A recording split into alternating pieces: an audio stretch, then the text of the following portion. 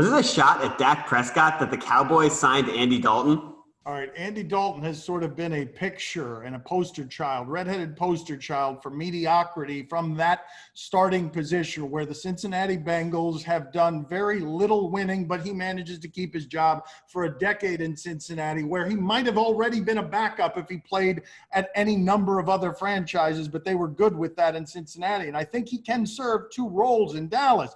You can have a couple of quarterbacks because you think you got a lot of skill talent. You think you're a piece away, and he could keep the train on the tracks. And also you can hang him over the head of Dak Prescott with negotiations and say, look, we understand that you think you're worth a lot of money, but we'll go another route here because we've got a competent, capable quarterback who has a name. He serves those purposes for a backup quarterback, both backup and business move. Yeah, I don't think that he's very intimidating business move to Dak Prescott. I understand why people might say he is because he's had some great seasons with a lot of great talent around him, but I can't imagine that Dak Prescott is concerned because they rolled Andy Dalton into town. But I do think that part of the reason, at least the article I read earlier today on ESPN.com said that part of the reason why Andy is in Dallas is not necessarily because he wants that job, but because he's from that, he lives in that area, and with everything that's going on, he wanted to be close to his family. So I don't think it's actually anything that should scare Dak Prescott. And if Dak Prescott, a quarterback who's never missed a start, is actually concerned about losing his job or getting wally pipped by Andy Dalton, then maybe he shouldn't be a quarterback in this league because Andy Dalton is not the guy that's coming to take your job. Hold on, Andy from Houston, but he live in Dallas. Tell me a whole lot about that dude. Look here, man. I've heard people make this argument that this gives the Cowboys some sort of leverage over Dak Prescott, and that is the dumbest shit I've ever heard in my life. Explain to me how in the world Andy Dalton, the dude who just got to run off of his last job, is leverage over Dak Prescott. They just volunteered to give Dak Prescott $30 million to play football this year. They gave Andy Dalton $3 million to show up. If they really thought that Andy Dalton was some measure of leverage, they'd just be paying Andy Dalton that $3 million and they'd be trading Dak Prescott for picks and everything else away. Come on, man. This is absurd. They got a very good option as a backup quarterback because what I do think about Dalton, as though I know he was the biggest reason why Cincinnati couldn't get over that hump, had more to do with that than Marvin Lewis did.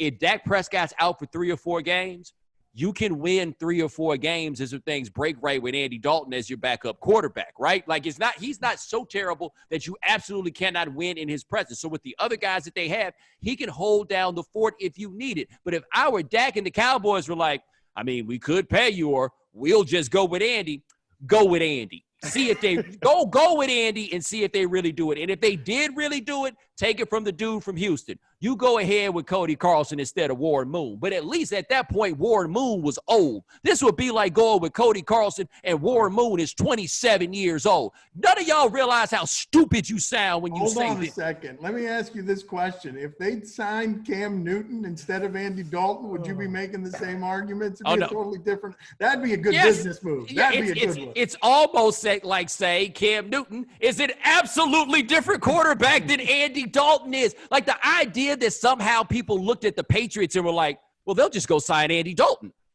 I thought y'all said Bill Belichick was good at this, right? Like, what assumptions are you making about Bill Belichick that you think that he would look at Cam Newton and Andy Dalton and say, give me the redhead, right? What are you saying about that man?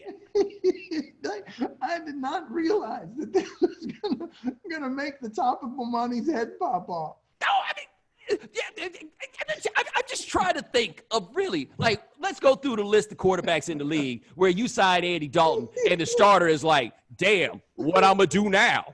Right? Like, how many dudes legitimately would feel that way if it happened? Even if it was true, would they actually feel that way? Gardner Minshew is down there in Jacksonville, and if they brought Andy Dalton down there, he'd be like, yo, I'm just glad they got somebody in here to teach me the finer points of being a pro.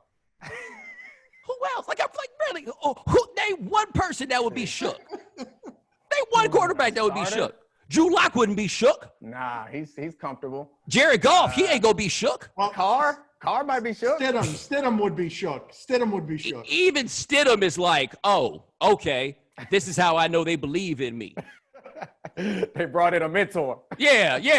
They want my head clear. Thanks for watching ESPN on YouTube. For live streaming sports and premium content, subscribe to ESPN+.